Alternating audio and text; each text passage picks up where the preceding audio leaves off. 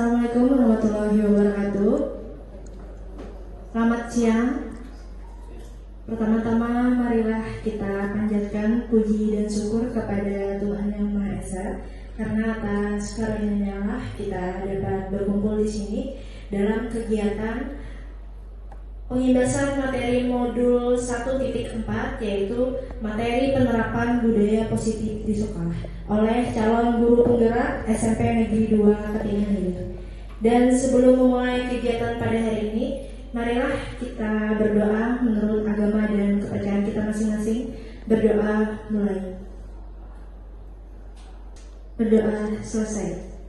Selanjutnya, sambutan dari Bapak Kepala Sekolah SMP Negeri 2 Ketinggian Hilir sekaligus untuk membuka kegiatan pada hari ini.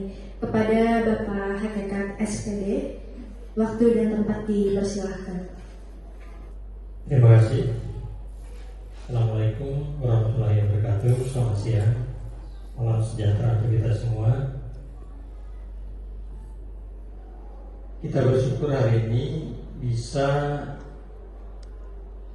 mengikuti kegiatan ini yang berkaitan dengan proses kegiatan yaitu CGP Anton dengan Pak Suwanto. Dalam hal ini bagian yang kegiatan yang mereka lakukan dan berproses nantinya akan menjadi guru penggerak. Kalau tadi disampaikan kegiatan ini adalah pengimbasan salah satu modul,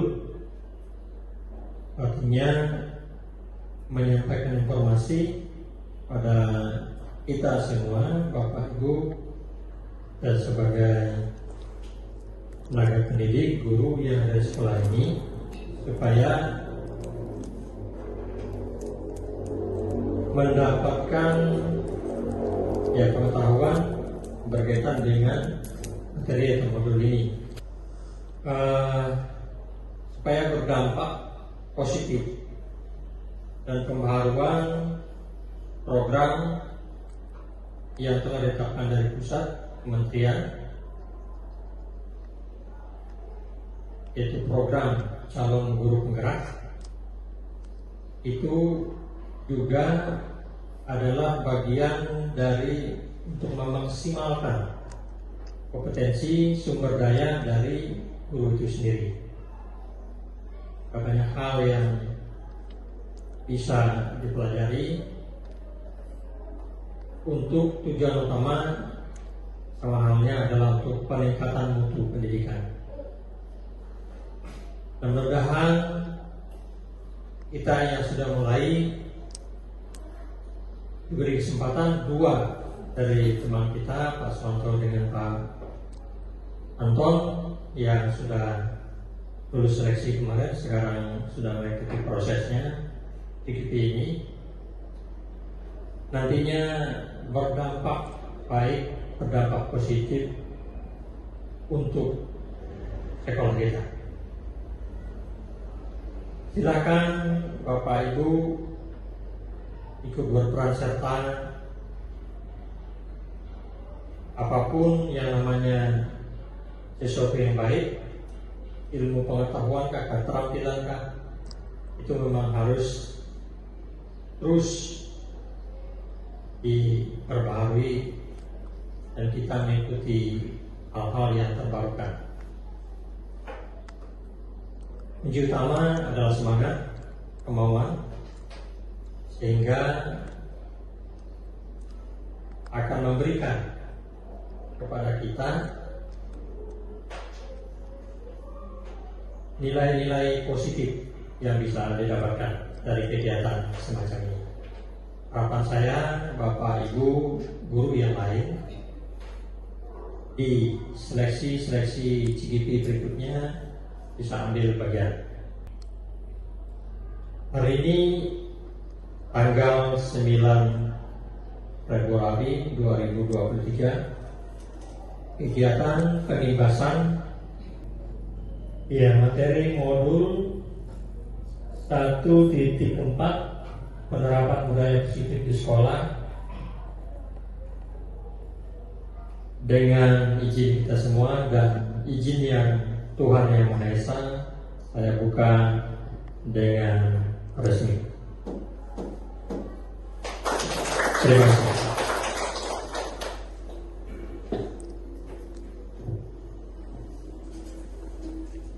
Selanjutnya kita akan masuk kepada kegiatan inti, yaitu pemaparan materi penerapan budaya positif di sekolah oleh calon guru penggerak kepada Bapak Antoni Mardoni Prabowo SPD dan Suwanto SPD. Waktu dan tempat dipersilahkan. Berikan tepuk tangan biar semangat. Terima kasih.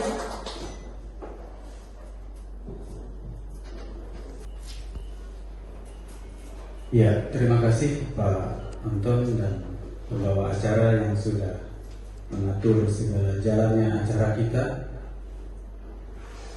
Saya mengucapkan terima kasih juga kepada Bapak Kepala Sekolah yang berkenan hadir serta Wakil Kepala Sekolah untuk membuka acara kita, yaitu dalam penyampaian atau pembahasan terkait dengan materi calon guru penggerak di bagian 1 modul 1.4 yang berkaitan dengan budaya positif di sekolah. Seperti yang disampaikan oleh CGP Pak Anton, karena kebetulan kami berdua di sekolah ini ada 2 orang, benarnya kegiatan ini adalah perorangan. Tapi kami sudah berkonsultasi dengan fasilitator karena terlalu sering kalau masing-masingnya melaksanakan sendiri-sendiri, atau materinya juga sama begitu ya. Nah, oleh sebab itu pada sesi ini saya diberi kesempatan yang pertama untuk menyampaikan materi dari ke-6 topik dalam eksplorasi konsep terkait dengan budaya positif tadi. Bagian saya nanti akan membahas atau membagikan informasi terkait dengan disiplin positif dan nilai-nilai kebajikan universal. Kemudian yang kedua, teori motivasi, hukuman dan penghargaan, restitusi, dan yang ketiga ada keyakinan kelas. Nah, jadi Bapak Ibu, sebelumnya kegiatan ini bukan kami melaksanakannya karena kuat, hebat, dan gagah kami, bukan karena kelancangan kami membagikan kepada rekan sementara posisinya begini saja begitu. Namun yang perlu kita sadari bahwa dalam kegiatan CDP kami itu calon guru penggerak ini bukan menunggu kami lulus. Ternyata saya berpikir awalnya menunggu kami lulus baru actionnya dibagikan gitu. Tapi nyatanya ini yang memang mereka tuntut dalam prosesnya itu harus mulai mengerjakan aksi atau tindakan. Salah satunya yaitu pengembasan ini atau berbagi begitu.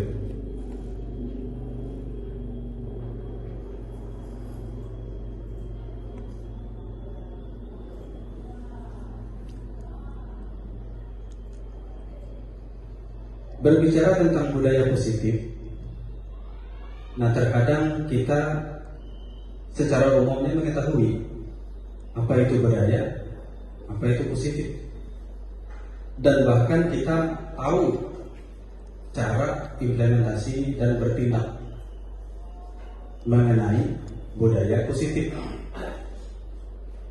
Dan barangkali ada juga yang memang masih baru mendengar, bahkan baru disentuh begitu ya istilah bahasa budaya positif di sekolah ini. Bagaimana sih budaya positifnya di sekolah?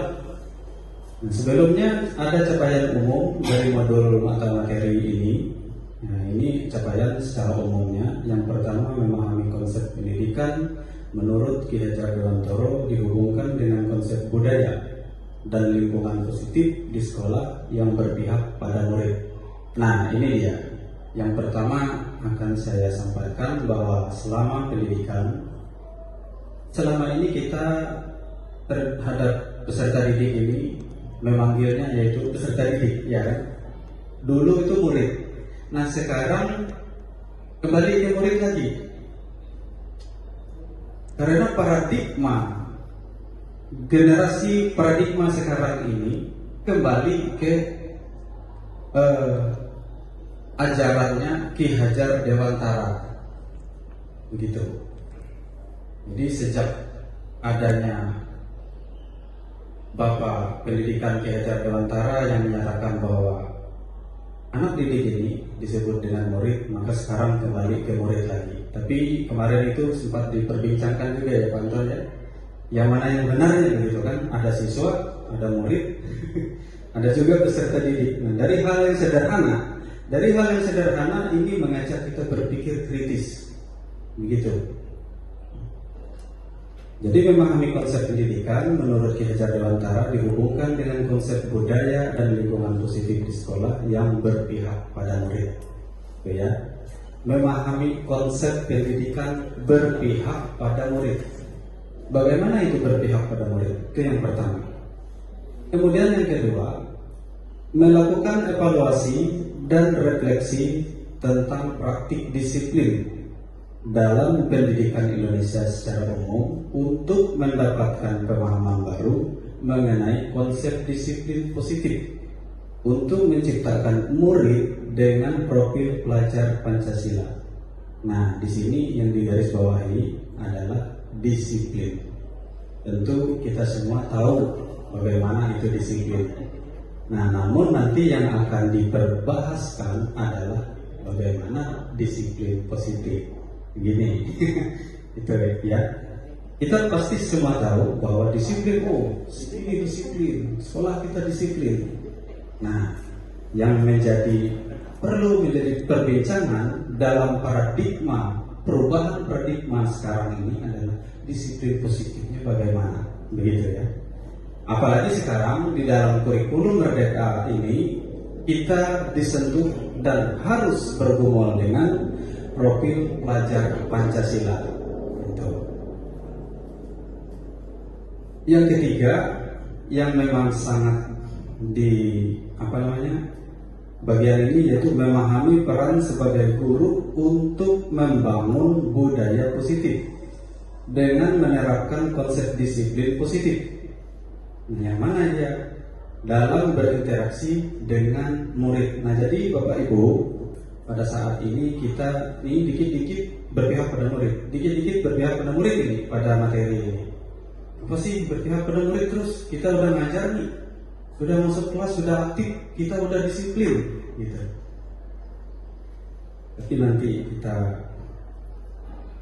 lanjutkan. Ini adalah capaian umum dari modul ini. Jadi yang digarisbawahi adalah budaya positif. Bagaimana kemudian disiplin positif itu bagaimana juga.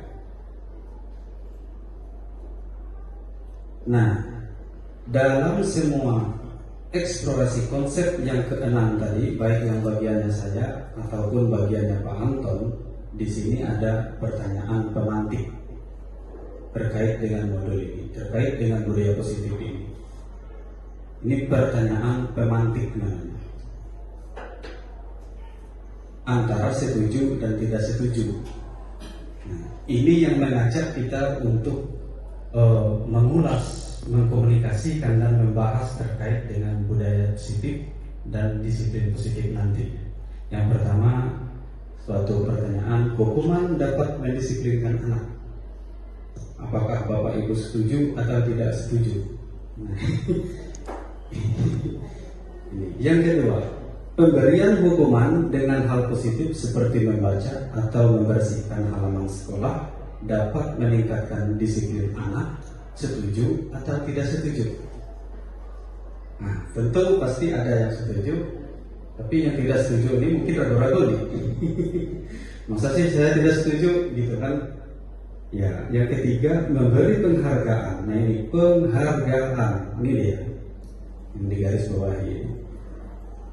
Dapat meningkatkan motivasi belajar anak. Nah, setuju atau tidak setuju. Nah ini yang sangat menarik sekali nanti untuk kita pahami benar-benar terkait dengan budaya positif tadi itu. Kadang-kadang apa yang sudah kita lakukan itu kita anggap tepat itu. Kadang-kadang saya sendiri, baik itu dari perkataan, gaya cara bicara dengan murid, pasti saya tidak pernah mengatakan diri saya yang salah. Begitu kan? Kadang-kadang manusia itu seperti itu. Gitu. Ini yang tadi dilewatkan. Nah, jadi kita masuk ke dalam bagian yang pertama. Setelah kita melihat dari pertanyaan pemantik tadi, nah kita masuk ke pembelajaran yang pertama. Bagian yang pertama yaitu disiplin positif dan nilai-nilai kebajikan universal. Mari kita melihat perubahan paradigma. Di sini ada sebuah narasi atau sebuah alur untuk mengajak kita berpikir. Karena tadi saya katakan bahwa kita berbicara tentang manusia akhirnya.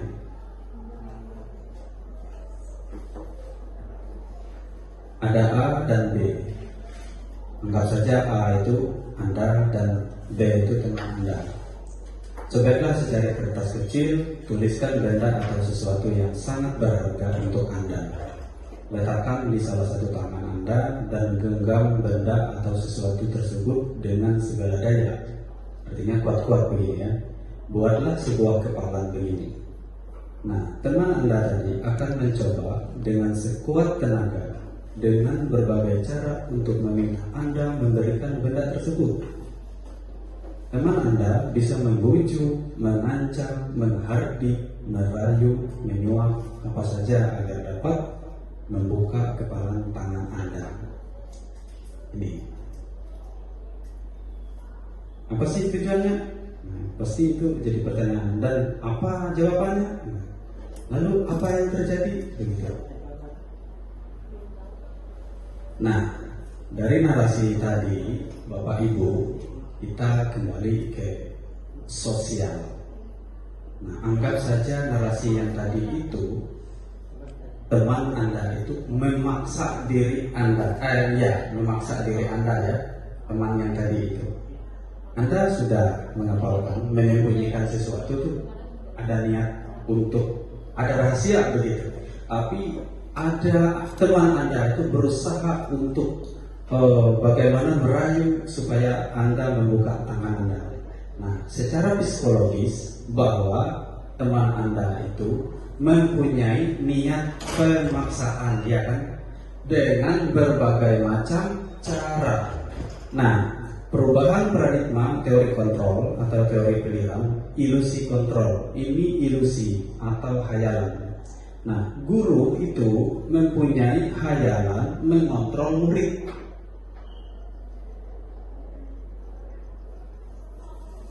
Kemudian mempunyai hayalan atau ilusi bahwa kritik dan membuat orang merasa bersalah dapat menguatkan karakter. Bagaimana sih contohnya? Nah, ini. Kemudian ilusi bahwa semua penguatan positif, efektif dan bermanfaat seperti yang saya katakan tadi. Saya berbicara di atas mimbar bla bla bla bla begini. Saya di ruangan bla bla bla bla. Kalian jangan gini-gini. Dengan nada, menurut saya itu benar. Nah, menurut saya itu benar. Kalian jangan jalan bla bla bla bla di siang pada malam hari. Nah itu. Menurut kita itu sudah benar semua apa yang kita lakukan. Itu yang kita lakukan itu adalah sama seperti contoh dalam narasi yang tadi, dalam kepalan tangan tadi itu. Nah, dan posisi kita pada umumnya adalah ini, ada dalam hayalan ini. Nah, ilusi bahwa orang dewasa memiliki hak untuk memaksa. Nah, ini yang lebih tepat. Benar kan Bapak Ibu? Saya ini udah tua, lalu saya perintahkan dia. Nah, kadang-kadang kita punya prinsip seperti itu kan? punya prinsip untuk memaksa. Nah, ini yang harus kita ingat, yang harus kita menjadi suatu bahan dalam perubahan pandangan baru.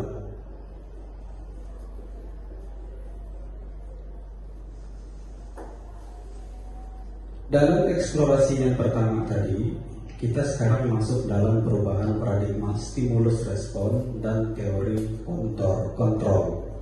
Nah, siapa sesungguhnya yang memiliki kontrol? Siapa yang sesungguhnya yang memiliki kontrol? Begitu ya. Stimulus. Apa itu stimulus? Kemudian teori, apa itu teori? Mari kita lihat, kita mencoba mengubah orang agar berpandangan sama dengan kita. Kadang-kadang kita pasti begitu. Enggak usah jauh-jauh. Saya sendiri terkadang mempunyai perasaan seperti itu. Tetapi dalam perubahan paradigma teori kontrol, di bagian teori kontrol ini atau pilihan tadi, kita berusaha memahami pandangan orang lain tentang dunia. Memahami pandangan orang lain tentang dunia, nah, bukan mengubah orang agar berpandangan sama dengan kita. Nah, ini bedanya stimulus respon atau teori kontrol ini. Kemudian yang kedua, perilaku buruk dilihat sebagai suatu kesalahan. Nah, kadang-kadang kita, jika seseorang itu sudah melakukan perbuatan yang salah begitu, nah lalu itu sudah menjadi suatu acuan atau anggapan sebagai suatu kesalahan, iya kan? Nah, saya ikut saja jauh, saya kembali ke diri saya saja.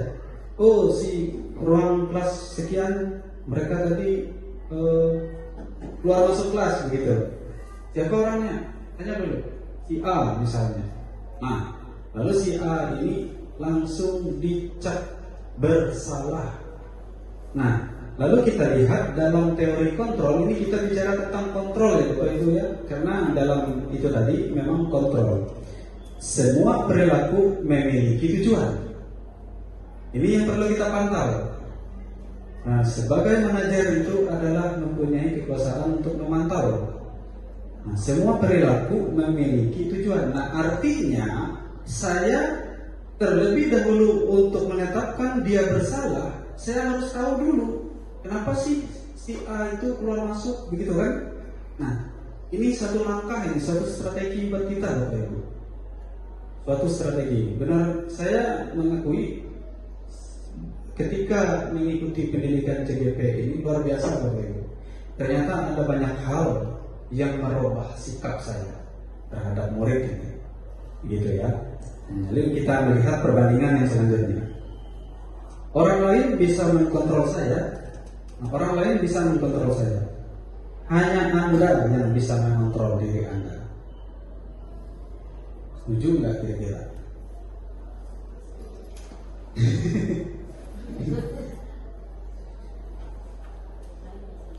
Hanya Anda yang bisa mengontrol diri Anda. Nah, artinya strategi teori kontrol kita itu dengan murid itu hati-hati. Contohnya juga sudah sering terjadi.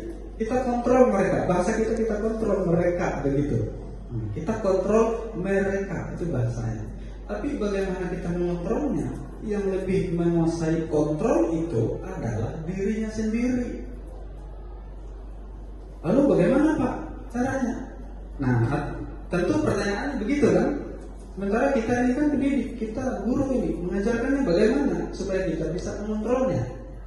Nah, jawabannya tidak bisa dijawab secara langsung begini caranya, tidak bisa. Nah, di sini perlahan-lahan saya ajak Bapak Ibu untuk mulai memahami teori kontrol ini. Bagaimana tekniknya teori kontrol gitu ya. Nah, contoh, kita ambil contoh yang kemarin, yang waktu kejadian kemarin ya. Nah, seorang peserta didik dari siswa 9A itu ya, yang keras sekali itu, yang melawan dengan kepala sekolah, kita sempat di depan itu. Nah, ini dia yang perlu. Nah, teori ini yang harus diterapkan. Kalau sudah begitu, anak keras, guru keras, apa yang terjadi? Kekerasan yang terjadi. Ini kita mulai berkhayal, berilusi, tapi berilusi yang positif tadi ya, bukan berilusi yang di luar dari sebenarnya. Karena kadang-kadang kita sering terjebak. Kita sebenarnya sering terjebak dengan perilaku sendiri. Pemaksaan ada pada saat bujukan gagal. Besok saya paksa. Pernah tidak mengumpul tugas. Janjinya tanggal 5, tahu-taunya punya dia, punya beberapa orang nggak dikumpul nih. Nah, karena saat bujukan gagal. Nah, ini ada dalam teori kontrol itu adalah kolaborasi dan konsensus menciptakan pilihan-pilihan baru. Yaitu tadi, kita harus kontroli dulu. Ibaratkan polisi itu ada intelnya dulu. Kenapa sih masalahnya begini? Memang Bapak Ibu tidak mudah. Kita sebagai guru ini memang tidak mudah setelah kami pahami. Memang luar biasa posisi kita sebagai guru ini. Apa yang saya sampaikan seperti ini pun saya sendiri mungkin saja keliru. Yang mana stimulus respon, yang mana teori kontrolnya yang akan saya praktekkan. Ini jujur ya, ini kita buka-bukaan saja. Gitu. Kemudian model berpikir menang kalah. Ayo. Mari kita berpikir. Model berpikir menang kalah. Nah, arti menang kalah ini begini. Besok kamu jangan lagi melawan dengan saya. Saya ini guru. Gitu. Iya Pak. Itu posisi kita menang tuh. Posisi kita menang. Tetapi di sini di dalam teori kontrol model berpikir menang. Bagaimana Pak Santo? Seperti itu. Tambah rancu nih. Tidak bisa saya pikirkan itu apa yang Bapak sampaikan. Menang-menang. Jadi begini Bapak Ibu. Menang-menang di sini itu bagaimana kita itu mempunyai teori kontrol supaya memberikan rasa kenyamanan. Jadi kita tidak bisa menyisihkan itu. Ini tidak terlepas dari kasih sayang. Nah, beberapa waktu ini sering saya amarah saya dengan peserta didik ini. Kebetulan Anda si Lutfi jeruk merah ini mendengar sering perilaku peserta didik yang membuat seharusnya saya marah, tetapi saya berusaha menggunakan teori kontrol itu bagaimana. Ya. Jadi kita ini tidak bisa membuat sesuatu adanya menang kalah. Ternyata seperti itu Bapak Ibu. Kita tidak bisa menempatkan seseorang dalam kesalahan. Itu menjatuhkan perasaan dan mentalnya. Nah, ini belum selesai. Ini alur dari disiplin positif, yaitu teori kontrol atau teori pilihan tadi. Ini dia. Anda tidak bisa mengontrol orang lain tadi, hanya Anda yang bisa mengontrol diri Anda. Makna disiplin belajar kontrol dari dengan menggali potensi kita agar tercapai tujuan mulia, yaitu sesuatu menjadi seseorang yang kita inginkan berdasarkan nilai-nilai yang kita hargai. Ini kurang besar nih. Karena kita ini dalam materi ini semacam perenungan, semacam perenungan dan berilusi ini. Belajar mengontrol diri dengan menggali potensi kita yang pertama, agar tercapai tujuan mulia, yaitu sesuatu menjadi seseorang yang kita inginkan itu berdasarkan nilai-nilai yang kita hargai juga. Artinya nilai menghargai itu sangat besar sekali. Semua perilaku memiliki tujuan. Teori ada motivasi. Nah, model berpikir menang-menang tadi, kemudian kolaborasi dan konsensus menciptakan pilihan-pilihan baru. Nah, di sini menang-menang ini adalah ada dalam posisi 5 posisi kontrol. Ini nanti yang akan disampaikan oleh Pak Anton bagian yang ini tentang 5 posisi kontrol. Ada penghukum, ada pembuat rasa bersalah. Kemudian, saya keliru ini, bukan punya Pak Anton ada 3 restitusi ya, kemudian mengajar. Karena materi ini sangat banyak sekali, kalau kita melihat skema seperti ini kita jadi bingung. Jadi kita lanjut saja ya ke alur selanjutnya, begitu. Nah ini langsung ke di sini saja Bapak Ibu, karena kita harus bicara yang intinya saja. Apakah makna disiplin? Nah ini dia. Ini yang membuat kita terkadang banyak terjebak dengan kata disiplin ini. Berasal dari bahasa Latin yaitu disiplina yang artinya belajar. Belajar. Makna asal dari kata ini berkonotasi dengan disiplin diri dari murid-murid Sokrates dan Plato. Nah, disiplin diri membuat orang menggali potensinya menuju sebuah tujuan apa yang dia hargai. Pemahaman itu terkait dengan pemahaman, bukan pemaksaan secara eksternalnya sebenarnya itu, tetapi ini adalah internalnya dari diri sendiri sebenarnya muncul itu. Nilai belajar ini atau kata disiplin yang kita terapkan di sekolah. Oh, sekolah itu disiplin. Kalau diartikan, oh sekolah itu belajar. Padahal semua sekolah itu belajar.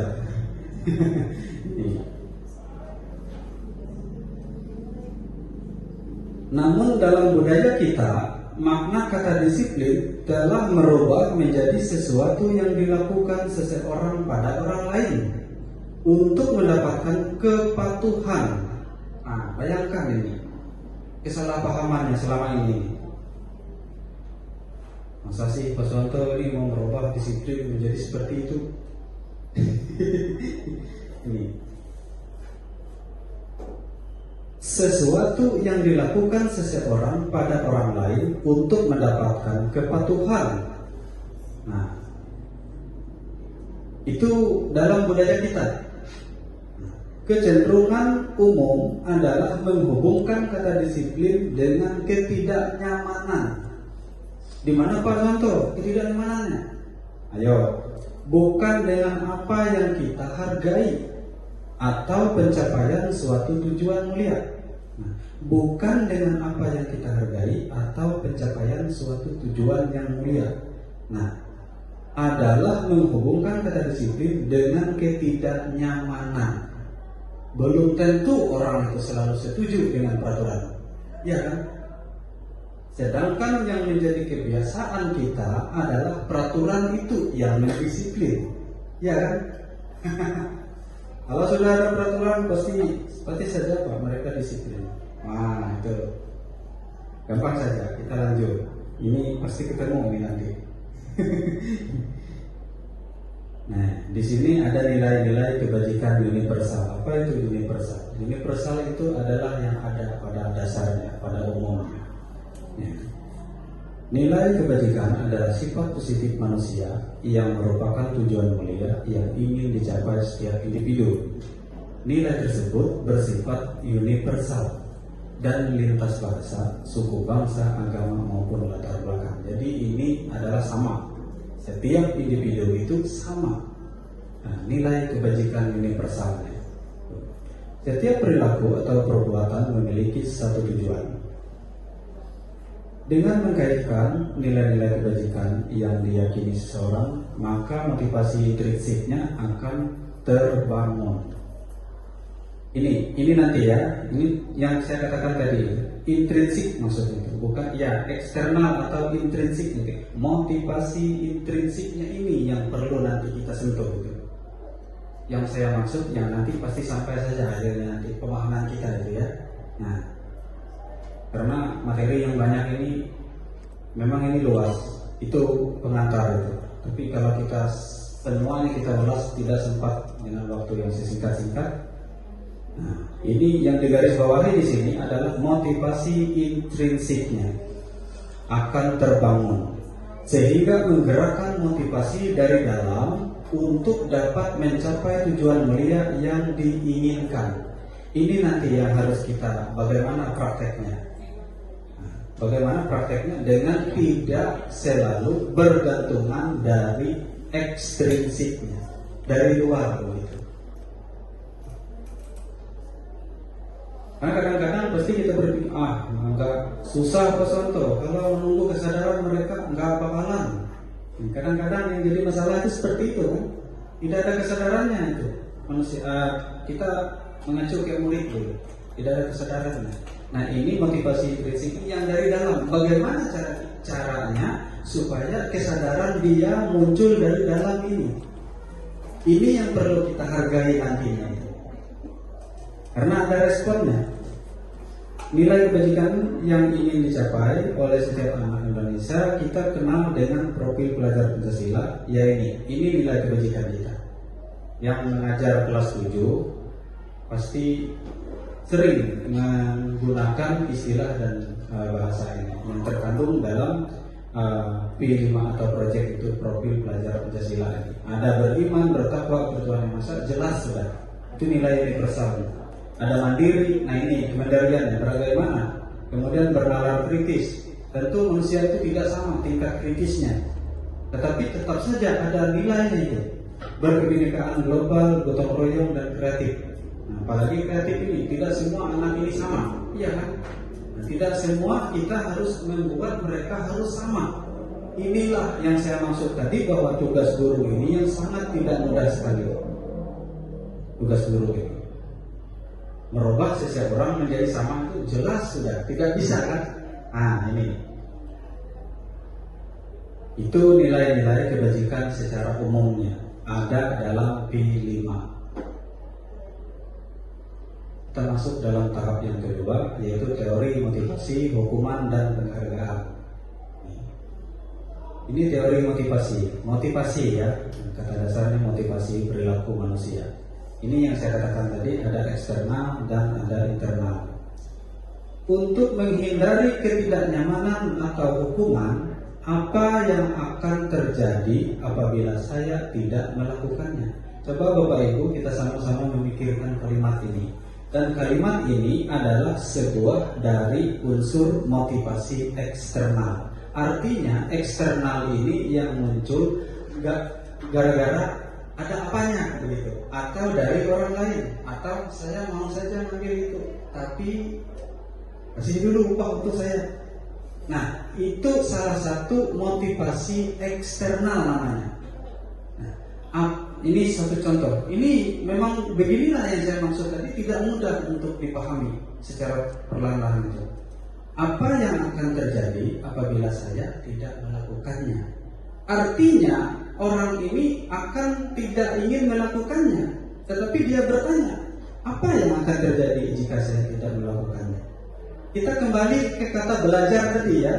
Ini ke kata disiplin tadi, ke kata belajar. Apa yang terjadi kalau saya tidak menerapkan belajar? Kan dari kata disiplin tadi artinya belajar sebenarnya.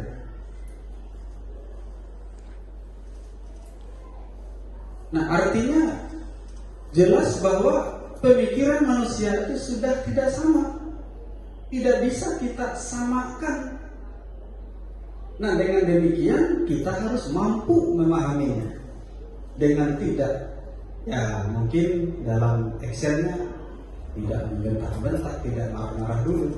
Kita tahu dulu permasalahan itu. Untuk mendapatkan imbalan dari orang lain atau institusi. Nah ini ya. Ada pertanyaan, apa yang akan saya dapatkan apabila saya melakukannya? Ini berharap ini. Seperti judul lagu ini. Ini berharap Nah, karena orang ini mempunyai niat hati dan pikirannya tadi secara dari unsur nilai P5 atau yang disebut dengan secara universal tadi, bahwa dia itu mempunyai keinginan. Nah, seperti ini, apa yang akan saya dapatkan apabila saya melakukannya? Ya, ini berharap artinya. Artinya ketika orang berpikir seperti ini adalah motivasi dari luar. Dia berharap ada imbalan tadi, termasuk saya mau saja, yang penting ada upahnya. Nah, ibaratkan melakukan sesuatu tidak ada upahnya, artinya pekerjaannya atau dia melaksanakan tugas dan tanggung jawabnya asal-asalan, kan? Nah, ini yang perlu kita pecahkan di lapangan. Khususnya kepada murid kita. Oh, saya itu tidak mau menulis terlalu banyak. Kecuali kalau bapak itu kenal saja sama si Anu saja, sama saya dicuekin aja. Nah, itu semua alur yang terjadi itu. Jadi motivasi belajarnya itu dipengaruhi oleh sesuatu, begitu ya. Jadi tidak muncul dari diri sendiri. Jadi kita langsung ke bagian yang ketiga. Ini dia motivasi internalnya. Nah, untuk menghargai diri sendiri, saya akan menjadi orang yang seperti apa bila saya melakukannya. Nah, ini ada motivasi dari diri dalamnya, ada penasaran dia. Bagaimana sih mau jadi pemimpin pemimpin upacara? Gimana sih rasanya? Nah, artinya kalimat gimana sih? Nah, itu. Nah, ini bentuk dari motivasi internal. Bagaimana Pak Santo kami tahu bahwa anak itu mempunyai motivasi internal? Bagaimana Pak? Nah, ini dia tugas kita sama-sama. Kita pasti tahu itu. Kita pasti bisa melihat karakteristik anak. Dari Bapak Ibu yang mengajar ekskul, dia akan melihat itu. Dari ketaatannya itu ikut ekskul, kehadiran dan sebagainya itu lihat. Nah, ini sudah hadir nih, tapi dipantau lagi. Apakah karena turun ini hanya ingin dihargai saja, atau benar-benar karena hanya ingin cari nilai yang lain, begitu kan? Nah, ini yang perlu luas sekali nilai teori motivasi itu. Ini tadi yang pada awalnya bahwa berdasarkan perubahan paradigma itu berdasarkan Ki Hajar dengan filsafat Ki Hajar Dewantoro itu. Ini ada kata merdeka. Nah, dalam pendidikan CGP, mungkin Pak Anton masih ingat ya, di modul 1 berapa itu ada kata merdeka. Ini merefleksikan merdeka belajar katanya, merdeka ya. Merefleksi, elaborasi, saya lupa itu panjangan. Menurut, oh ya, di demonstrasi itu. Merdeka itu arti ini Bapak Ibu ya, kita kesini lagi. Merdeka itu artinya tidak hanya terlepas dari perintah, akan tetapi juga cakap buat memerintah diri sendiri.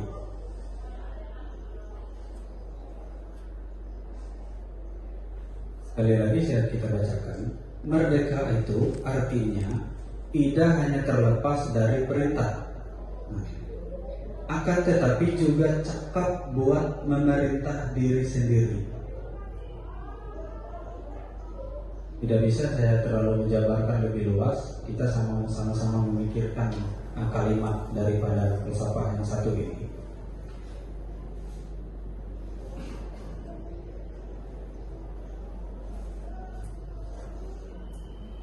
Nah, kita masuk dalam dihukum oleh penghargaan. Yang tadi itu kan ada pertanyaan pemantik tadi ya Bapak Ibu ya. Masih ingat kan pertanyaan pemantik tadi? 3 pertanyaan itu. Nah, ini dia arahnya.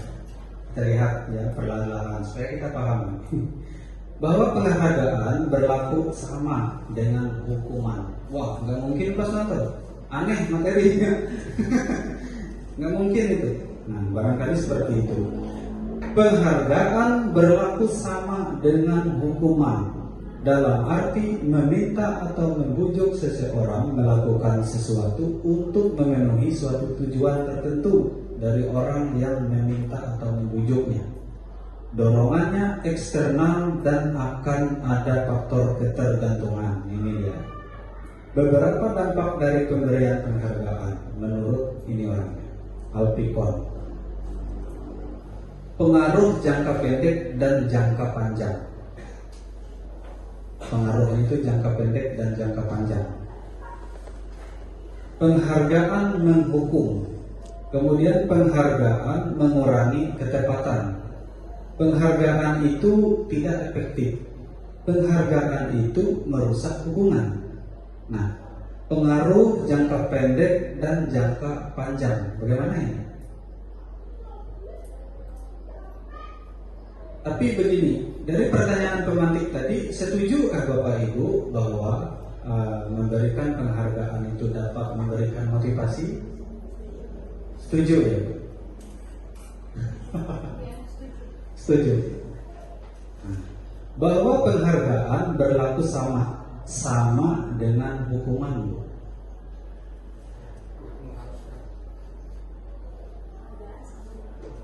Ya. Berlaku sama dengan hukuman. Coba, dalam arti meminta atau membujuk seseorang melakukan sesuatu untuk memenuhi suatu tujuan tertentu dari orang yang meminta atau membujuk. Dorongannya secara eksternal dan akan ada faktor ketergantungan.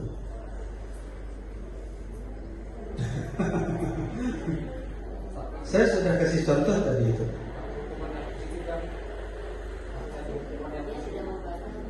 Nah itu, dia tidak mau Pak, tidak ada eksternalnya yang muncul kalau tidak kita kasih hadiah. Susah jadinya. Walaupun tujuannya positif, tidak bisa, jangan kita terapkan, jangan membiasakan memberikan suatu penghargaan walaupun dengan kata-kata. Nah ini yang saya maksud tadi. Sering sekali kita terjebak. Nggak usah jauh-jauh, mungkin saja saya ya. Nah, sering sekali kita terjebak. Nanti kalau kamu membuat tugasmu itu, ya bisa saja saya kasih 90 atau 100. Tapi yang penting buktikan dulu. Bayangkan, bisa saya kasih 90 dan 100 tuh. Belum lagi dalam bentuk barang. Oh ya Pak, ya, saya usahakan. Ayo. Minggu depannya lagi bagaimana dengan tugasnya? Bisa nggak kita lanjutkan? Ini sama dengan menghukum diri sendiri. Ini yang dimaksud dengan pengaruhnya adalah jangka pendek dan jangka panjang. Jangka panjang itu karena kita bertahan mau ada dalam kehancuran seperti itu. Nah jangka pendeknya baru kita sadari, mati saya, habis modal saya akan kasih terus. Akhirnya dia berlaku dalam jangka pendek. Stop sampai di situ. Lalu apa yang terjadi? Nah itu akibat penghargaan yang pertama. Kemudian penghargaan menghukum. Bagaimana ini? Penghargaan menghukum.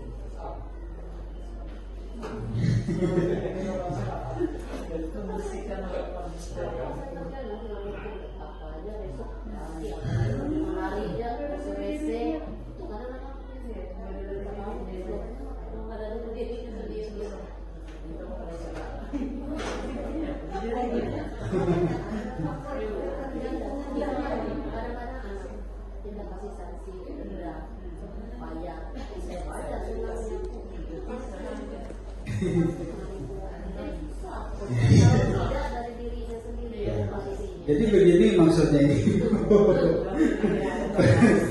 Penghargaan menghukum ini, ya ini kita kembali ke kalimat di atas ini. Karena kita selalu mengandalkan penghargaan yang dari secara eksternal ini, dari luar tadi, bukan dari niat orangnya yang mau berubah itu, maka sama dengan menghukum. Sama dengan menghukum, Bu. Nah saya memberikan sesuatu yang baik menurut saya, ini kamu minum ya, karena kamu sudah memberikan membuat PR kamu, minum. Sama dengan menghukum itu.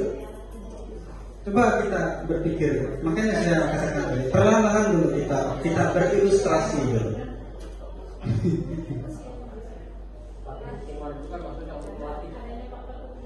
Ya, untuk melatih, benar Pak? Ya, saya setuju.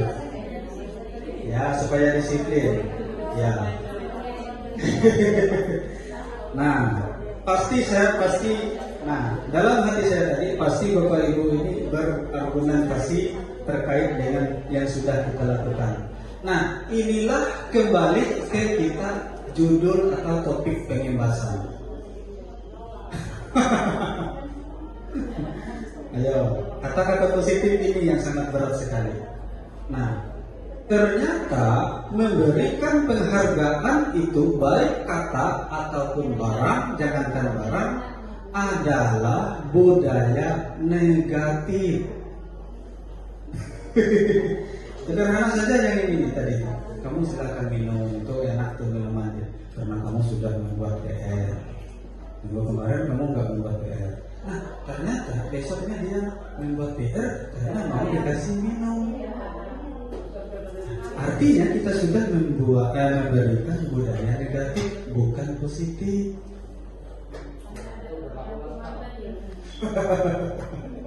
Nah, inilah paradigma.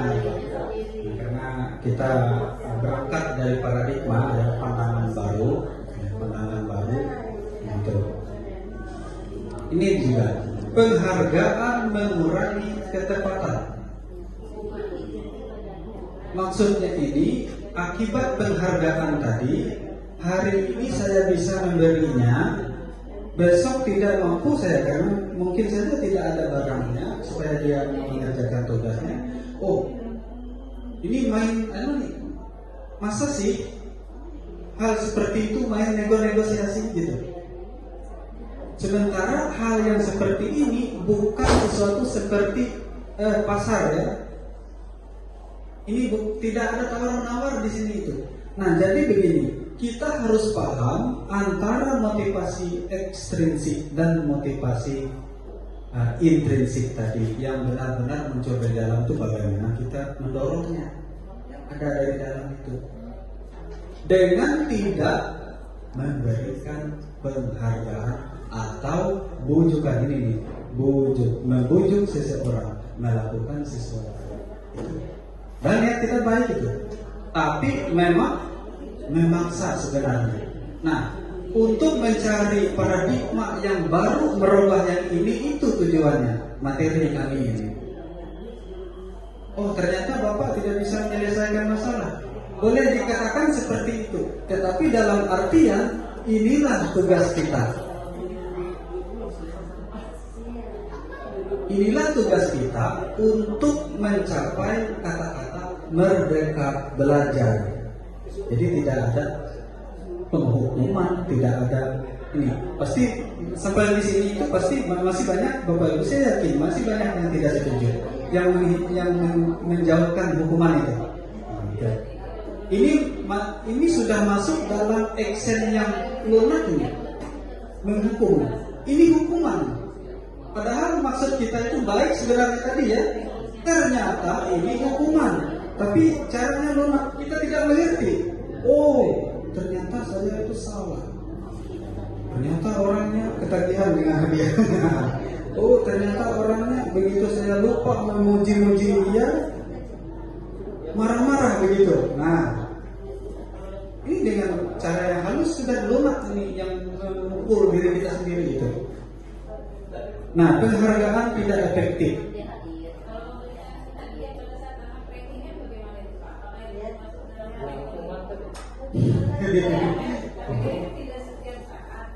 Ya.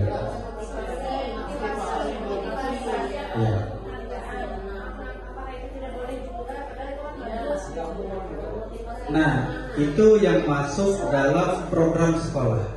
Itu masuk, benar-benar masuk dalam program sekolah. Nah, benar, saya terima kasih Bu, karena sudah berpikir apakah samakah yang ini dengan yang ini, begitu kan?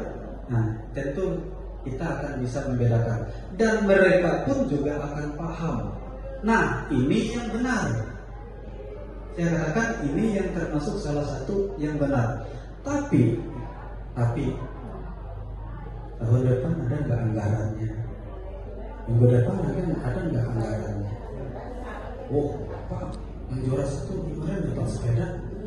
Kenapa sih tahun ini dapat buku?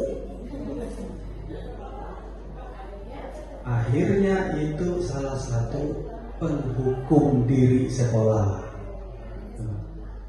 Maaf Bu ya, bukannya kita hebat menentukan bagaimana yang sebenarnya, tetapi inilah yang orang berikan kepada kami dan kami pun juga masih belajar. Dan kemarin pun banyak CDP yang terjebak. Menjadikan pemahaman itu. Penghargaan merusak hubungan. Ya jelas sudah. Seperti yang kita bahas tadi, jelas udah mau saya tegur Bapak. Saya tidak dipuji-puji lagi. Siswa kita ini banyak, 450 lebih. Bahkan kita hampir tidak kenal sebagian orangnya yang pernah kita puji. Nah, itu responnya akan berbeda nanti. Itu lama ya. Nah ini dia, dihukum oleh penghargaan juga lanjutan yang tadi. Penghargaan menurunkan kualitas. Jelas dia malas Bu. Ini tepat sekali itu. Tahun kemarin Pak sepeda, masa tahun ini buku? Itu ya. Penghargaan menurunkan kualitas. Artinya mereka tidak akan semangat kalau hadiahnya tidak semakin meningkat. Tidak mampu kita capai hal itu. Nah artinya itu berada dalam jangka pendek dan jangka panjang tadi. Yang nomor 1 tadi. Itu arti jangka pendek. Mampu nggak sekolah mempertahankan sepeda terus? Itu ya, itu contohnya. Nah, kalau tidak mampu, artinya penghargaan itu berada dalam jangka pendek karena stop pada tahun ini. Wah, itu. Penghargaan mematikan kreativitas. Ya jelas saja. Biar cepat ya. Penghargaan mengurangi motivasi intrinsik. Jadi benar. Intrinsik tadi itu yang memang benar-benar muncul dari hati seseorang, kesadaran sendiri. Itu. Jadi artinya berkesimpulan bahwa penghargaan bukan sesuatu langkah yang tepat untuk mendorong motivasi intrinsik murid. Ya. Jadi tidak tepat.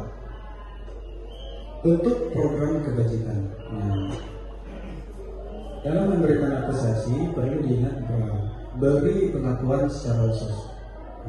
Kemudian beri pengakuan secara pribadi. Ini bentuk program kebajikan ya. Karena tadi itu di P5 itu kan ada bunyi yang tadi itu. Nah, itu secara universal bahwa manusia itu mempunyai yang sama begitu pada umumnya. Nah, beri pengakuan secara khusus. Nah, dalam memberikan apresiasi, kita tahu bahwa apresiasi itu pengakuan, menyatakan seseorang, oh ternyata luar biasa, kamu hebat, karena dalam presentasi bagus. Nah, itu bisa beri pengakuan secara khusus, kemudian beri pengakuan secara pribadi, boleh, beri pengakuan kepada semua murid bergantian, beri pengakuan secara konsisten, ini dia, beri fokus pada proses, ya. Itu bentuk program kebajikan kita itu. Pekerjaan yang mulia tadi maksudnya.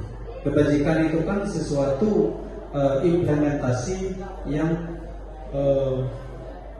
mulia begitu saja ya. Kebajikan yang baik begitu secara umum. Nah ini, beri pengakuan kepada murid bergantian. Tuh. Jadi artinya kita tidak usah pilih-pilih. Oh itu siswa favorit saya tuh. Nah ini dia. Oh yang di sana itu yang murid saya. Kalau lomba nanti saya bela itu, mereka harus menang. Nah, itu bukan kebajikan yang benar itu. Padahal mereka sama-sama berjuang begitu ya, biar cepat.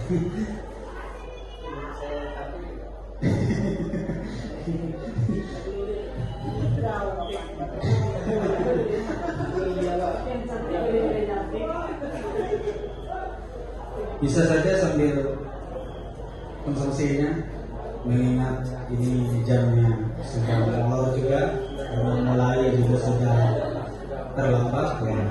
Jadi mohon untuk bertahan ya Bapak Ibu ya. Masih panjang, masih ada lagi. Setelah saya juga masih Pak Anton. Punya saya ini masih slide yang ke-19. Punya saya ini ada 33 slide. Tapi sedikit saja jadi. Nah, ini.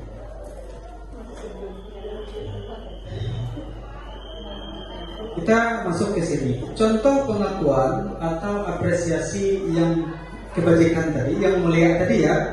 Nah, dengan demikian kita sambil mengingat-ingat nih. Kita sambil mengingat-ingat proses yang pernah terjadi nih ya di sekolah kita yang kita lakukan yang ini. Ini ada pembuka, ada nilai kebajikan, kemudian ada situasinya. Nah, kita melihat di situasinya ini. Pembuka dulu. Kemarin saya perhatikan rasa empatimu besar sekali pada saat menolong murid baru di kelas kita. Nah, Bapak Ibu, kita bisa melakukan suatu apresiasi dalam bentuk yang unsur kebajikan. Nah, begini contohnya. Nah, kita ada kata pembuka, kemudian menanamkan nilai kebajikan. Nih, nilai kebajikan itu yaitu rasa empatimu itu. Kata-kata empati ini, itu nilai kebajikan. Pada situasi yang bagaimana? Yaitu menolong murid baru di kelas kita.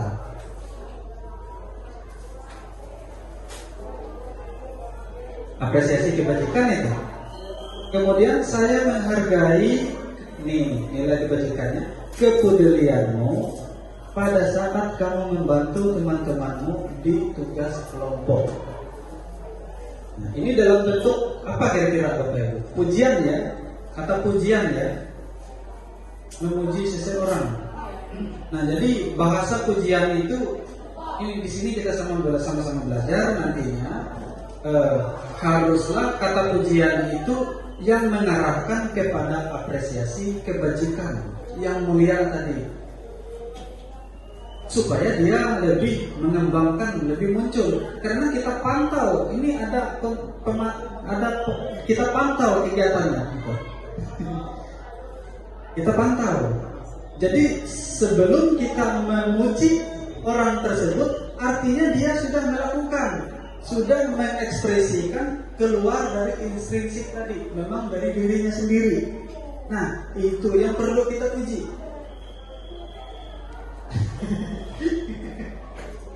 Tapi jangan terlepas dari nilai-nilai kebajikan tadi. Ini contohnya. Kemudian terima kasih untuk rasa tanggung jawabmu pada saat kamu memungut kertas-kertas yang berserakan di lantai. Boleh kita balik kelas, boleh. Terima kasih untuk rasa tanggung jawabmu pada saat kamu memungut kertas-kertas. Boleh. Artinya seorang balik kelas sudah peduli dengan pekerjaannya dia, pekerjaan yang sifatnya mulia, patut kita apresiasikan. Ini yang dimaksud dengan apresiasi kebajikan tadi. Jangan beri hadiah. Kalau besok dia mengerjakan, kita nggak beri hadiah, itu yang menghukum. Ya, lanjut ya. Nah ini dia. Tentu Bapak Ibu pasti punya pendapat. Kita masuk dalam perbedaan apakah hukuman atau konsekuensi.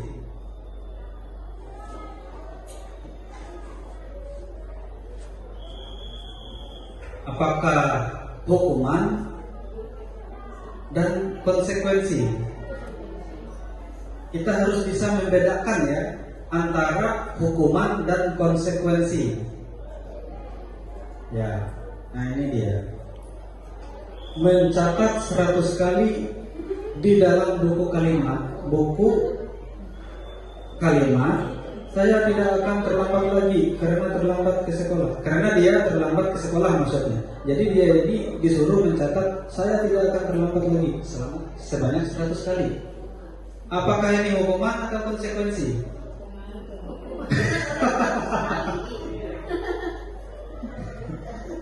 Ya, nanti dulu jawabannya. Lari mengelilingi lapangan basket 2 kali itu. Kebetulan kita ada sering tuh. Tadi ada nggak? Kemarin, nah. Ya. Terima kasih ya kita sudah menyaksikannya. Lari mengelilingi lapangan basket 2 kali karena terlambat hadir di sekolah. Apakah hukuman atau konsekuensi? Hukuman ya. Hukuman. Ya, yang ketiganya murid diminta untuk push up. Luar biasa. Nah, betul. Ada yang langsung jempol sudah. Nah, artinya actionnya pasti nyata kan?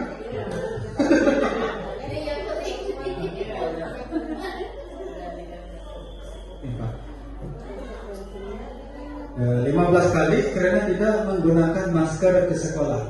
Jadi kalimatnya mungkin ini mereka buat waktu pandemi ya, tepat sekali. Menggantikan kertas tugas teman yang telah dicoret-coret. Itu konsekuensi.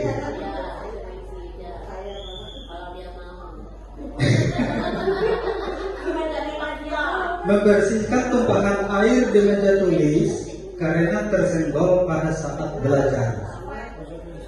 Konsekuensi.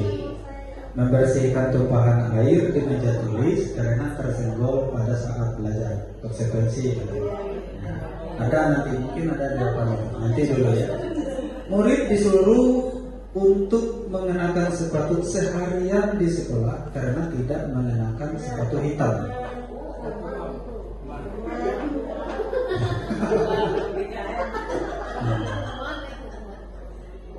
Lari mengelilingi lapangan basket 2 kali karena terlambat 10 menit untuk pelajaran PJOK. Sayang sekali Freddy ini tidak ada ya. Konsekuensi.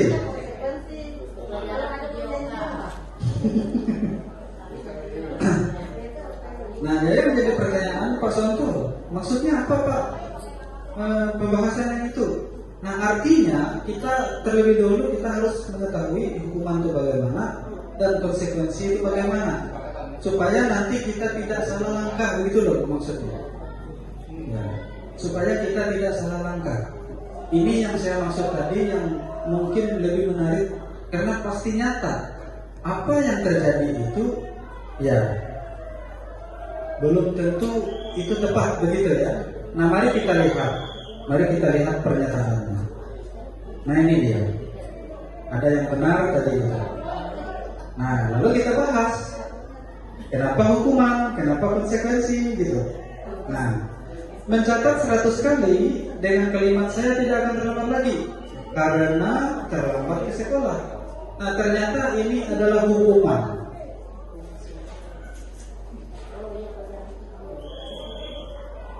Tapi sebelumnya sebelumnya kita akan menyepakati bahwa hukuman dan konsekuensi ini yang mana yang memang harus disepakati di sekolah, begitu.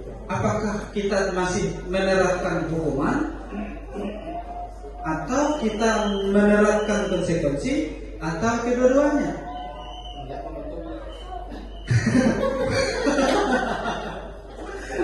Lihat momentum, benar juga itu.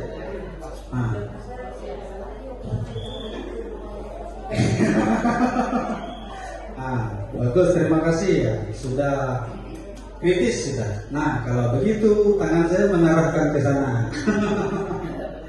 Nah, jadi kita inilah, makanya kemarin yang saya katakan banyak yang terjebak itu, banyak yang terjebak. Nah, lalu kita kembali ke budaya positif Pak. benar apa yang dikatakan oleh Pak Sarani melihat momentumnya. Nah, berarti Bapak ini masih ada aliran-aliran penghukum ini. Jadi begini Bapak Ibu ya, bahwa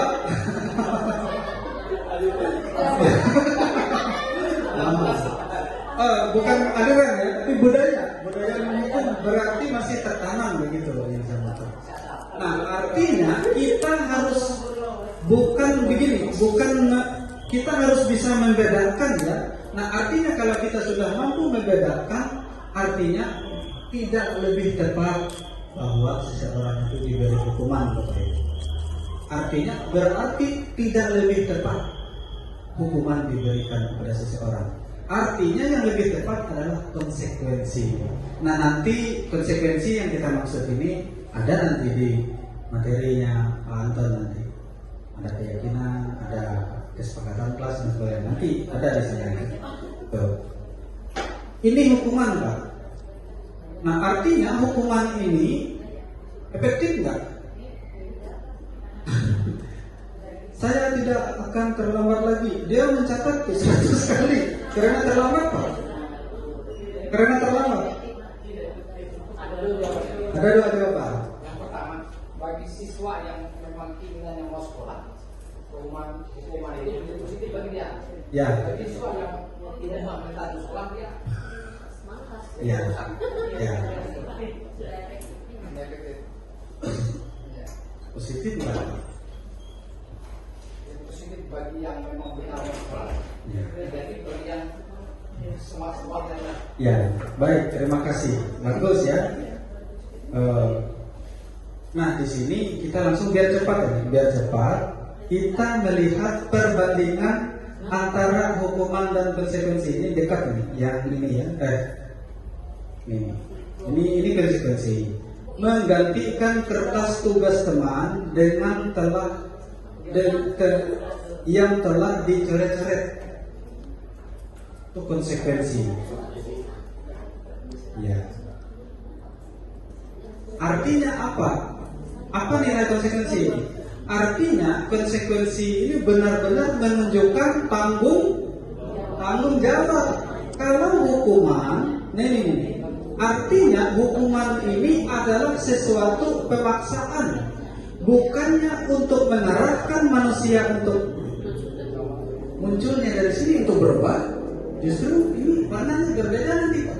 Apalagi mana tadi yang push up, yang ini aja, yang 100 kali ini. Bosan dia menulis 100 kalimat, saya tidak akan terlambat lagi. Malah dia rasa dipermalukan tuh. Sama dengan yang 15 kali push up. Maaf ya Pak.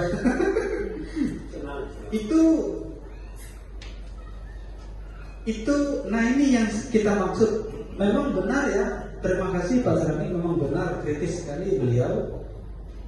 Tapi kita lari ke positif enggak? Nyambung enggak? Nah ini dia, berarti kita sudah mengetahui antara hukuman itu bagaimana, antara konsekuensi itu bagaimana. Yang boleh kita terapkan adalah konsekuensi. Nah ini dia yang menarik. Sayang sekali Pak Redi ini tidak ada di sini. Lari mengelilingi lapangan basket 2 kali karena terlambat 10 menit untuk pelajaran PJOK. Ayo, kenapa konsekuensi Bapak Ibu?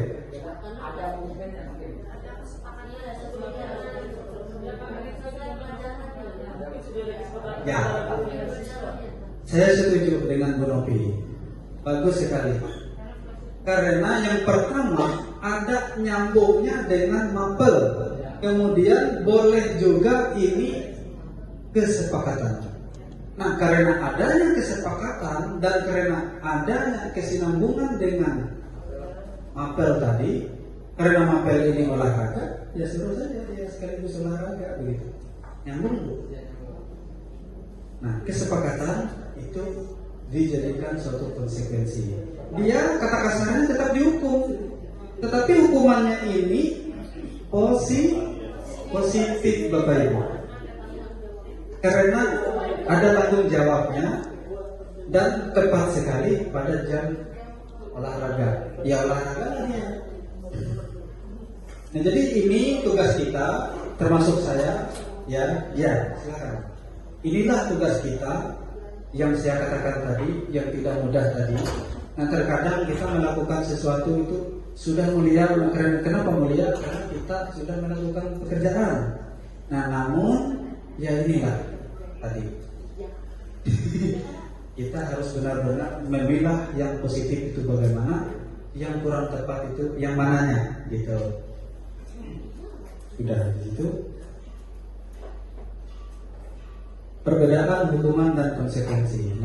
Ini hukuman. Sesuatu yang menyakitkan harus terjadi. Benar kan? Push up, apalagi kalau seseorang itu ada penyakitnya, Pak.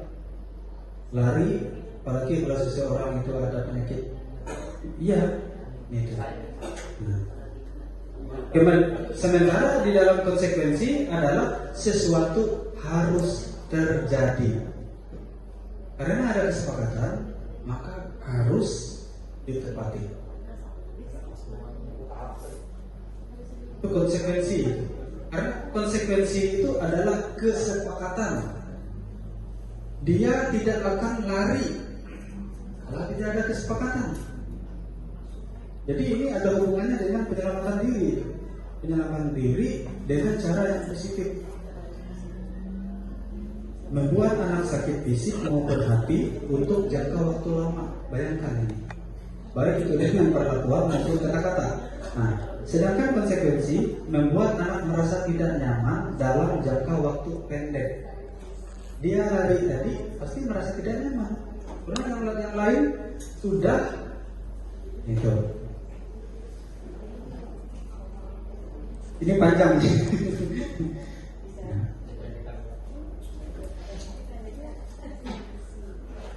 Dipendekkan saja ya. Nah, restitusi ini nanti detailnya ada sama Pak Anton.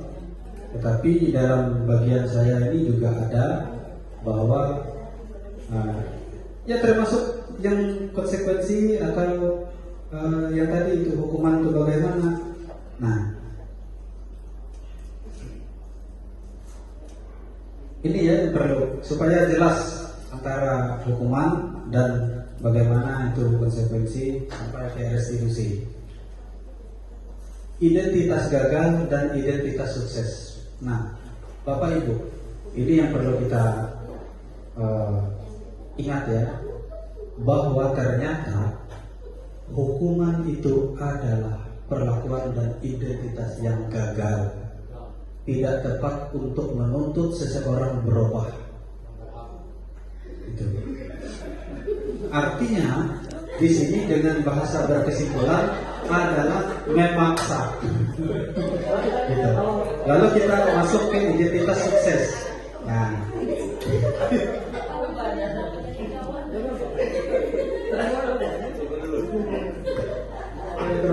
ini ada masalah.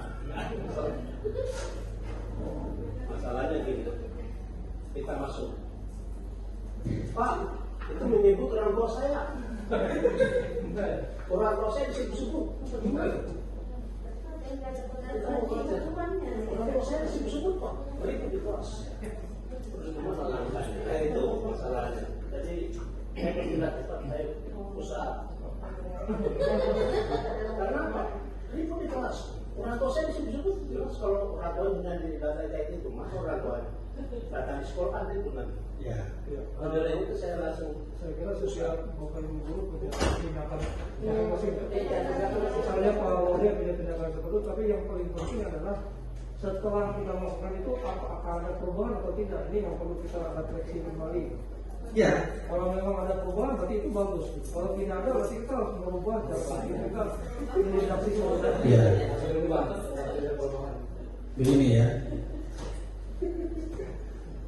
Ini Pak. Nih lihat nih.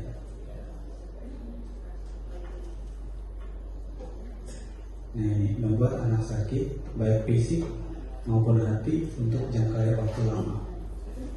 Nah, sekalipun dia berubah, tapi efeknya dalam hatinya membenci sesuatu. Artinya hukuman itu memaksa. memang benar Pak yang disampaikan. Karena semua guru itu adalah punya prinsip tersendiri, punya cara tersendiri. Nah, makanya anak saya ini selalu kembali ke arah bagaimana yang positifnya. Kalau saya kok gini, kalau ada nafsu yang masuk ke tadi, saya tidak menghukum seperti itu atau segala macam, tetapi saya beri seperti konsekuensi tadi. Saya bilang, kalau kamu mengikut orang tua, kamu sebuah mulut.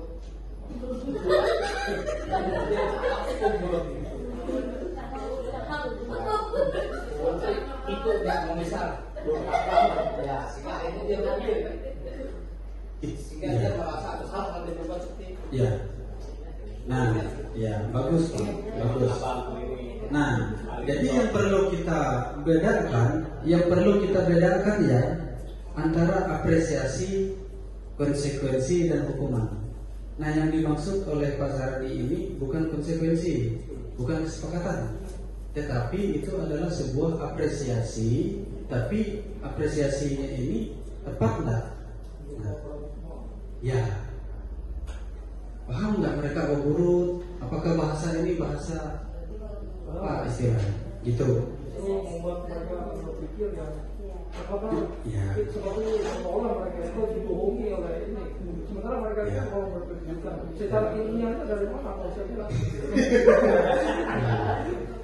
Jadi mohon maaf ya.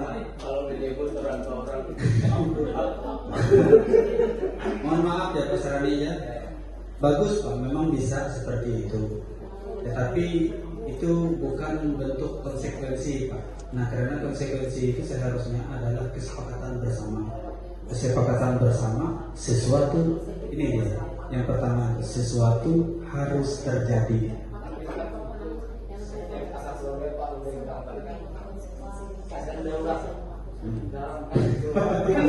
Ya, saya tahu, saya mengerti. Tindakan itu. Ya. Tidak mau meluncurkan berbahaya. Ya, benar. Jangan sampai. Ya, tapi dengan begini mari kita. Tapi nanti mudah-mudahan kita SMP 2 ini, apalagi sekolah kita sekolah penggerak, tapi saya yakin Bapak Ibu guru ini punya niat ya. Dari intrinsik tadi, tidak teknologi, saya tidak mau keterapat, enggak ada snacknya. Mudah-mudahan kita nanti sepakat kapan kira-kira bisa merangkai sebuah konsekuensi yang tepat. Nah, nanti materinya ada di Pak Anton terkait dengan keyakinan kelas dan sebagainya yang tepat itu.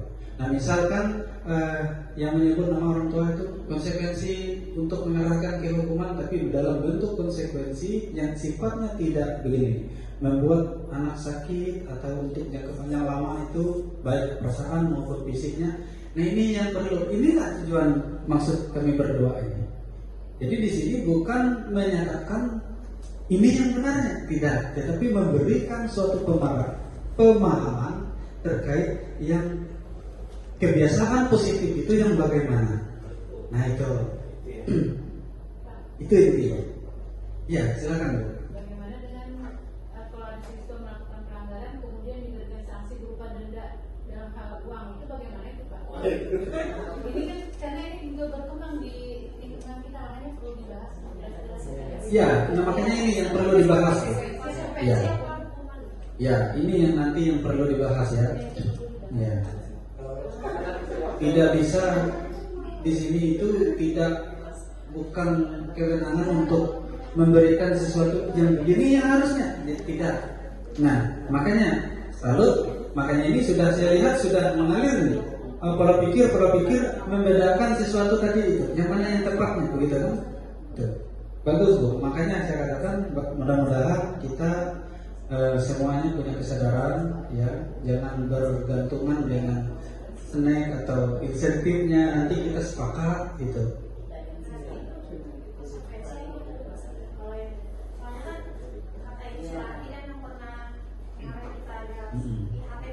Ya.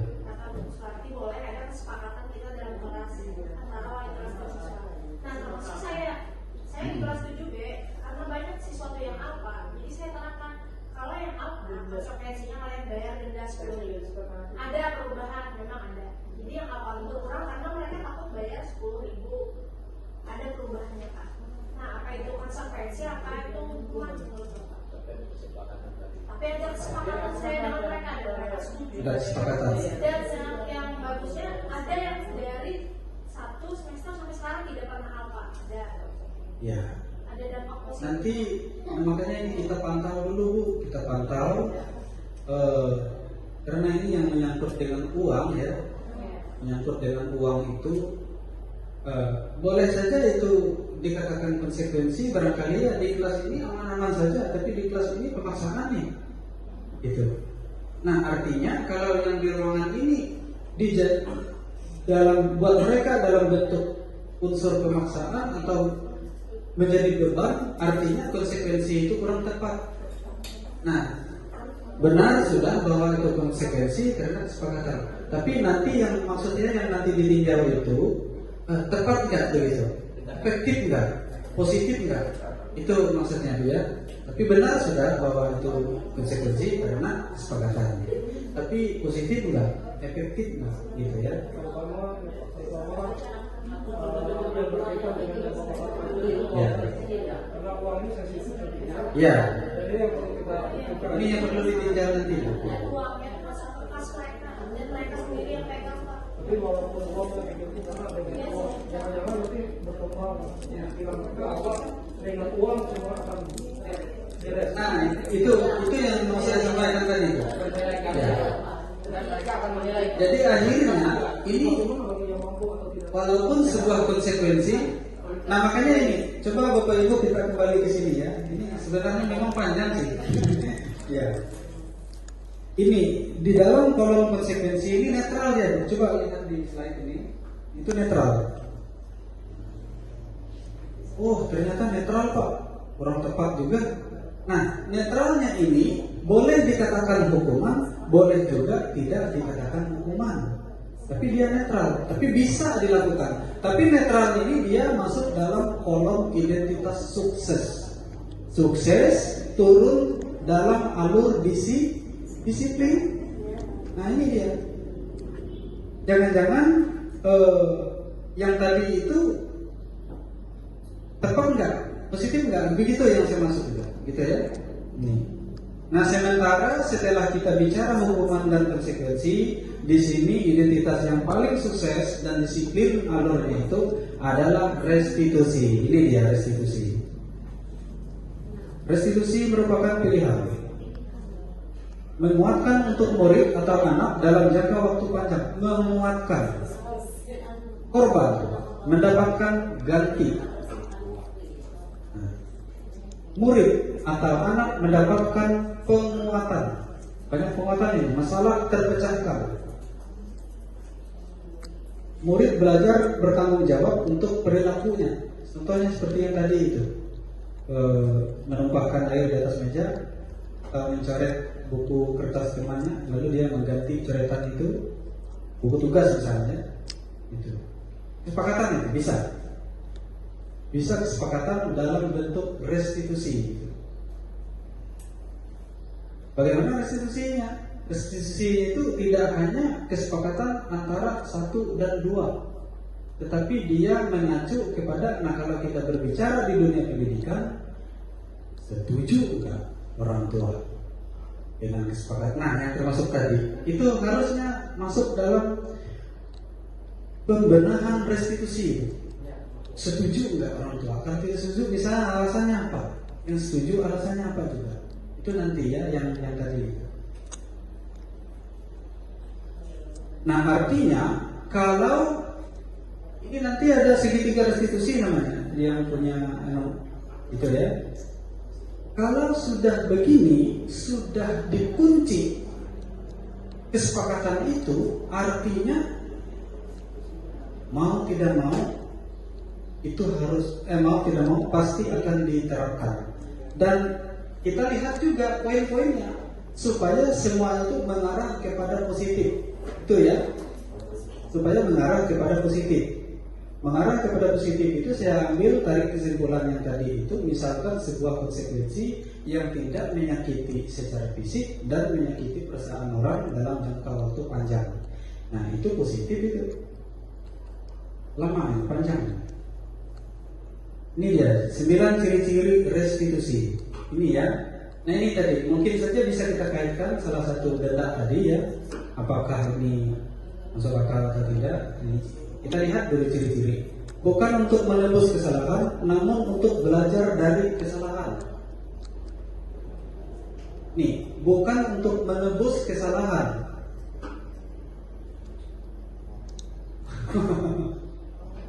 Namun untuk belajar dari kesalahan. Kemudian yang kedua, memperbaiki hubungan. Itu restitusi. Ada tawaran, bukan paksaan. Ya. Restitusi menuntun untuk melihat ke dalam diri. Restitusi mencari kebutuhan dasar yang mendasari tindakan. Nah, restitusi diri adalah cara yang paling baik. Restitusi fokus pada karakter, bukan tindakan. Nah ini karakter, tapi bukan tindakan. Itu ciri-ciri restitusi. Ini bisa nanti kita belajar membentuk suatu kesepakatan dari ciri-ciri ini ya. Nah, di kelas atau di mana? Restitusi itu fokus pada solusi, pemecahan ya, bukan penyimpangan. Nah, misalkan denda tadi duitnya untuk apa begitu. Misalkan ada bendaharanya, maaf ya, kita ambil kita contoh-contoh aja ya. Misalkan saya bendaharanya, kan bisa saja saya menyimpang begitu. Penyimpangan itu. Nah, berarti tidak masuk dalam ciri-ciri restitusi yang benar. Berkaitan dengan duit tadi, uang gitu. Nah, restitusi mengembalikan murid yang berbuat salah pada kelompoknya. Jadi semata-mata kita itu restitusi itu berpihak pada murid. Ya.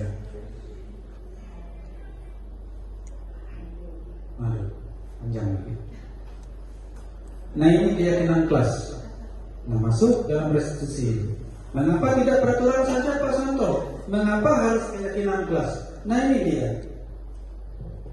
Mengapa kita memiliki peraturan harus menggunakan helm bila mengendarai kendaraan roda 2? Mengapa kita memiliki peraturan 3M menggunakan masker, mencuci tangan dan menjaga jarak 1,5 meter? Mengapa kita memiliki peraturan harus datang tepat waktu pada saat mengikuti pelatihan? Nah, untuk mendukung motivasi dari dalam ini intrinsik, kembali ke nilai-nilai atau keyakinan-keyakinan lebih menggerakkan seseorang dibandingkan mengikuti serangkaian peraturan-peraturan. Nah, artinya peraturan itu banyak mengikat atau memaksa. Nah, artinya keyakinan lebih menggerakkan seseorang dibandingkan mengikuti serangkaian peraturan itu ya, keyakinan.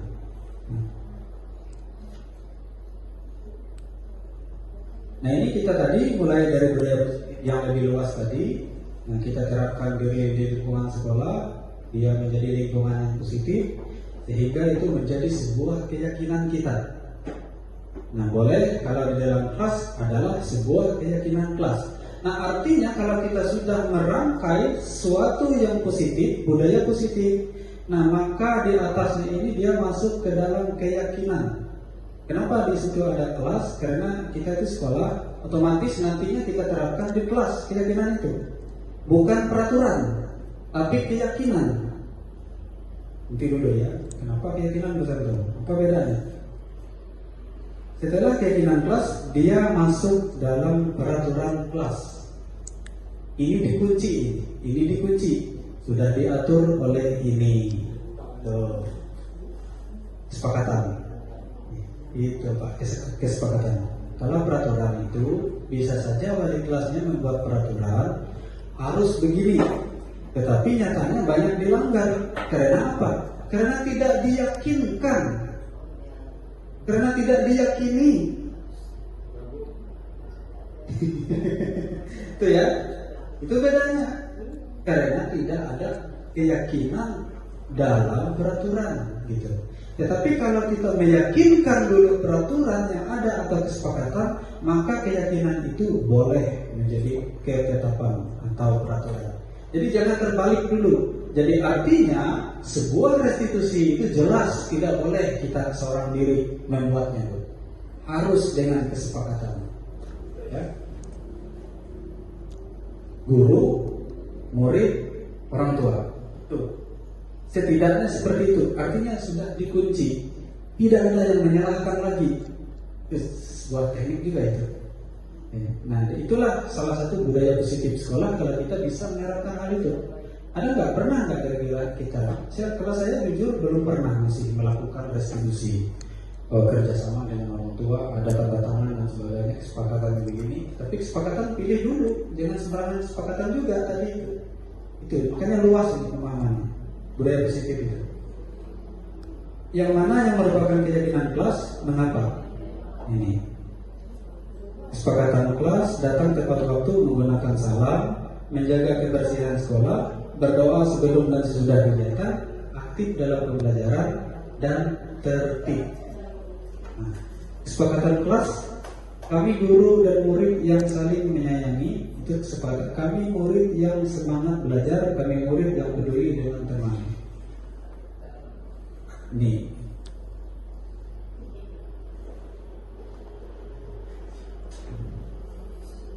Kegiatan pendalaman keyakinan kelas ada bisa dalam bentuk tabel T dan Y ini, terdengar, terlihat, dan berperilaku. Kalau kita membuat peraturan dicuekin, gagal. Itu yang dikatakan pada awalnya tadi itu apa namanya? Bahwa sebuah keputusan itu boleh dikatakan hukuman, suatu hukuman, peraturan gitu ya. Peraturan itu ada sanksinya, ada dendanya, itu beda tadi itu. Mengapa harus kehilangan? Kalau tidak boleh ditilang, ada sanksinya.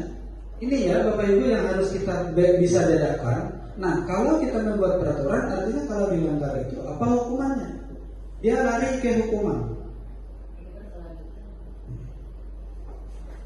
Ini panjang sekali, terlalu ribet. Kegiatan pendalaman keyakinan kelas tabel T, Y ini. Terdengar, terlihat, berperilaku. Saya pikir ini sudah bisa dipahami saja, supaya kita membuat sesuatu itu jangan untuk diabaikan, jangan untuk hanya menakut-nakuti saja. Itu maksudnya. Tetapi harus bisa benar-benar konsekuensinya jalan, itu ya. Nah ini dia. Ini peraturan ini. Selalu kembalikan buku ke tempatnya. Dilarang mengganggu orang lain. Ada hukumannya. Hadir di sekolah 15 menit sebelum pembelajaran mulai. Ini peraturan. Dilarang melakukan kekerasan. Larangan, peraturan. Tentu ada sanksinya. Dilarang menggunakan narkoba, jelas sudah. Bergantian atau menunggu giliran. Itu peraturan kan? Antri itu peraturan tuh. Gunakan masker, jangan berlari di kelas atau koridor. Nah ini dia. Sedangkan kita lari ke keyakinan tadi, di sini dalam peraturan selalu kembalikan buku ke tempatnya. Nah, yang tepatnya adalah menanamkan tanggung jawabnya. Itu keyakinan kelas. Penanaman tanggung jawab, menghormati orang lain, menghormati orang lain berkomitmen. Keselamatan, menghormati orang lain, banyak yang menghormati.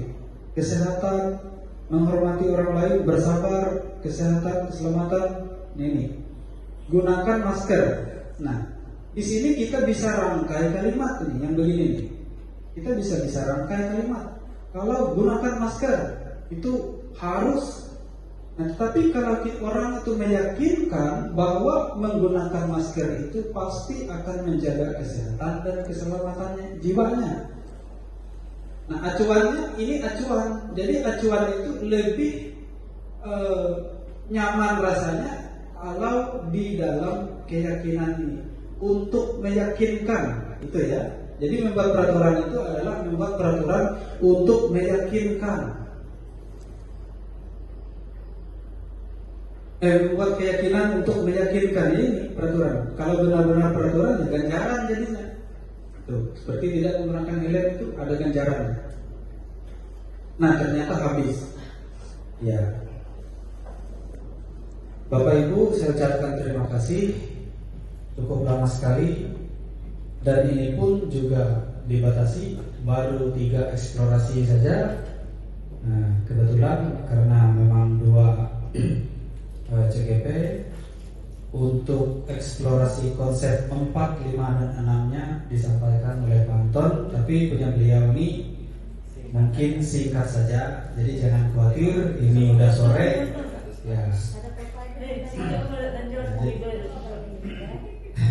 Jadi Bapak Ibu mohon bersabar untuk masih tetap bertahan, karena tidak sering juga kita melakukan kegiatan yang seperti ini, gitu ya.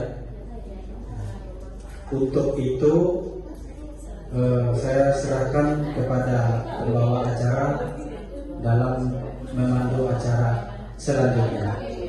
Selamat sore dan terima kasih. Memberikan tepuk tangan dulu. Masih semangat ya Bapak-bapak, Ibu-ibu. Ya, demikian tadi pemaparan dari Bapak Suwanto SPD, luar biasa, calon guru penggerak kebanggaan SMP Negeri 2 Katingan Hilir, yang telah memaparkan materinya yang sangat luar biasa. Nah, selanjutnya materi akan disampaikan oleh calon guru penggerak kita, Pak Anton Mardhani Prabowo SPD. Dipersilakan.